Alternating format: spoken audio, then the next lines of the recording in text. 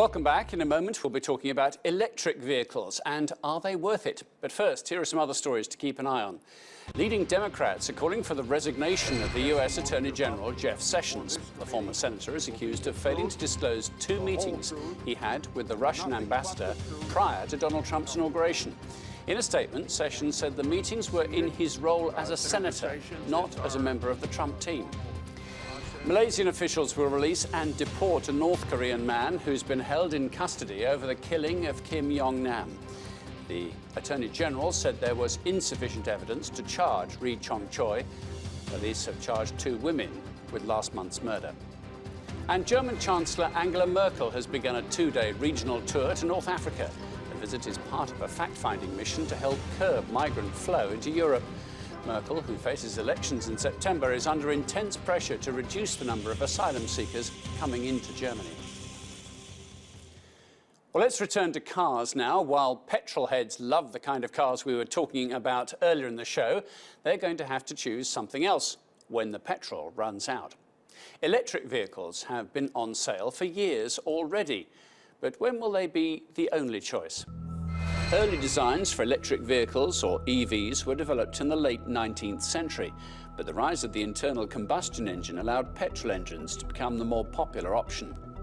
Instead, electric cars would have to wait until the early 21st century, when rising concerns over climate change would see consumers look for eco-friendly alternatives to conventional vehicles. The number of EVs worldwide passed 1 million in 2016, with the 3 largest markets being China, Europe and the United States. China has ambitious plans for the technology. The country is aiming to have 5 million electric vehicles on the road by 2020. Plug-in cars are popular across much of Europe, but some countries are taking them more seriously than others. In Norway, electric vehicles account for nearly 5% of all cars on the road. Sales of EVs in the US to date are a little over 500,000. California leads sales with nearly 300,000 purchases since the year 2011. The initial high price of the vehicles is often the first hurdle for many new buyers. A new Tesla Model S will cost around $80,000, although this may change as manufacturers hint at lower cost models. And driving distance is another concern. On average, one charge will take you a little over 100 kilometers. And charging stations are not as commonplace as many buyers would like. However, the cost associated with running an electric car is far lower than that of a conventional vehicle. The cost per mile is greatly decreased, and fewer moving engine parts means less maintenance is likely to be required. To compensate for high prices, many governments offer thousands of dollars worth of grants and tax incentives in order to increase sales. And though these cars make a point of selling themselves on their low emissions, that's a point of contention for environmentalists as well as competitors. Critics note that the electricity used by these vehicles is far from clean. Much of it is created through the burning of fossil fuels, reducing the suggestion that these vehicles are close to carbon neutral. Well, let's talk about that some more. I'm joined in the studio by James Billington. He's the technology editor at International Business Times. James, it seems the technicians then have been hard at work trying to devise the perfect battery for cars. For decades now, it's proving a tough nut to crack, isn't it? It is. The engineering to go into these batteries is immense, and I guess consumers don't actually realise how hard it is to create these batteries with enormous range for the cars. Tesla being the brand at the moment who are producing these batteries that are creating the greatest range. The latest Tesla Model S has 335 miles on its latest vehicle, which is the best out there you can go in. But yeah, I mean, battery technology is something that they're constantly working on. They're essentially lithium-ion batteries, the same batteries you'd have in your mobile phone, for instance. Is it really? It's just like a bigger version? Essentially the same technology, yes. And it is just a bigger version, yeah. So brands are constantly looking at ways to make the range larger, because that's the number one, I guess, stumbling block for electric cars. The consumers have range anxiety. It's the worry, the fact you're going to run out of battery. It's a great expression, that, but I understand it. You think, well, if I'm in the petrol car or something, you might, if you're going on a journey where you know there won't be any fuel stations, you could put a little extra can of fuel in the back just in case. Many people do that anyway. If you've got an all-electric car, there's no way you can get there. If you run out, you run out. Yeah, Yeah, absolutely, and that is a huge problem, and that's having to plan everything is a problem. But the infrastructure is growing. Every year we're seeing new charging points being added around the countries, in the UK, in the US, and Europe. In the UK at the moment, I think there are just over 12,000 charging points spread around the country. Yeah. Which is... It sounds a lot. It sounds a lot. They're never in the right place when everyone yeah, and that's a problem, which is why battery technology is so important. If you can eliminate that worry, for instance, if you had 300 plus miles in your electric car, which is sort of like the standard which everyone wants to get to at the moment. The Jaguar I-Pace, for instance, which is an SUV, has 300 miles. That will get you from London down to Land's End and then some. And that's a big, heavy vehicle, isn't absolutely, it? So they're obviously improving things. But do you think there's an element about needs must in all this, that the car manufacturers, while working on this, the actual horizon when we're going to absolutely need them is so far away. It's still 5, 10, 15, 20 years hence. So there isn't really that mega investment or that intense focus on making this work. Because our petrol and diesel cars are reasonably fuel efficient at the moment.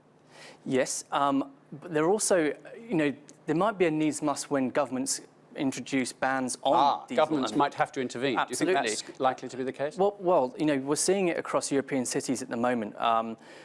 Germany wants to ban diesel and petrol cars by 2030, Netherlands by 2025. Major cities around the world, Paris, Madrid, Athens, Mexico City, all want to ban diesel cars from actually driving in the city themselves. So there could be a point, so that could be an inflection point when the focus really starts. Absolutely. I wonder about the Chinese example. That might be instructive too, isn't it? With a population that's growing and their cities congested beyond all measure and have all sorts of pollutant problems too. Yeah. Could it be actually that the innovation comes from there and then spreads around the world? Definitely. China's the largest market for electric vehicles in the world. BYD, one of the electric car manufacturers in China, signed a deal with Uber just last year to introduce electric Uber cars onto our roads. So for them to reduce the amount of CO2 that's being spewed into the air by petrol and diesel cars is a huge incentive for the government. And in terms of the use of these vehicles, could it be actually that the personal driving, which is random, and you might suddenly on an impulse decide not to commute to work or go somewhere else and so on, and therefore you have a particular need for fuel that will meet that demand? More predictable journeys like deliveries or taxis, perhaps, which can be used within a smaller footprint typically, could they actually come electric first? Definitely, we're seeing it now. We're seeing a lot of delivery companies that are using electric trucks.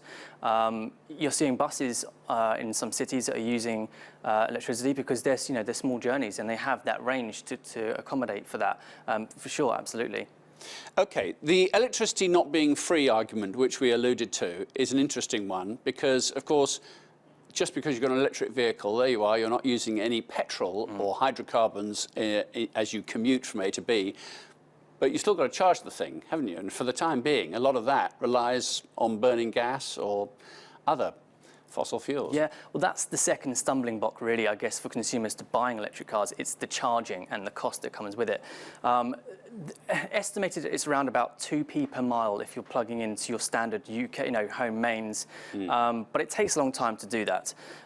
However, there are charging points around the UK where it is free, and if you are comparing that to how much you'd pay to fill up your petrol car, it's significant savings. You could save thousands of pounds. So a win on running costs, but at the moment, of course, the capital cost of the car is typically a lot more than the regular one. It is, but there are incentives that come with it. There are government saving schemes up to £5,000 to buy an electric car. You don't have to pay for road tax, you avoid congestion charges, and also that peace of mind that you might be saving the world as well. Which makes you feel good, doesn't it? Absolutely. James Billington, thank you very much indeed. Pleasure. We end our programme with the Insight Bite. This is just a little something that we feel you should know. And we're going to stay with cars today. The Ford Motor Company have just introduced a new concept at the 2017 Mobile World Congress, which is taking place in Barcelona right now. Autonomous delivery vans. Not only will these vehicles be driverless, but once it arrives at its destination, a delivery drone can then be brought in to transport the package directly to the customer's doorstep. This demonstration video shows the process. It could start out with a customer placing an order through a mobile application. Packages will then be delivered or dropped off. Ford envisions the end-to-end delivery service could be used for things such as online shopping orders, weekly groceries, as well as crucial medical supplies. And with that, that's all from me for now. I'm Martin Stanford. That was Inside.